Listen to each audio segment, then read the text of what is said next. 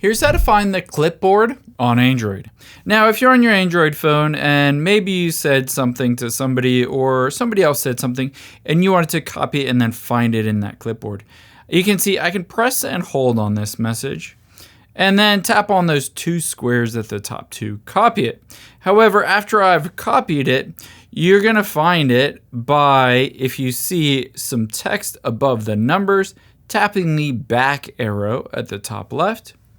And then you're looking for the clipboard icon. If you don't see it, just tap on those three dots at the top right. And the clipboard is right here. It looks like a clipboard. Just tap on it and you'll be able to see everything you've recently copied.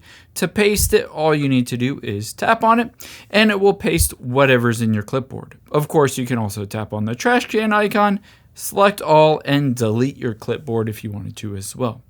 I hope this helps. If you wouldn't mind, take a second and leave your feedback down in the comments below. Let me know, was this legitimately helpful for you, or did I miss the mark and you're still running into issues on your phone? Thanks, guys.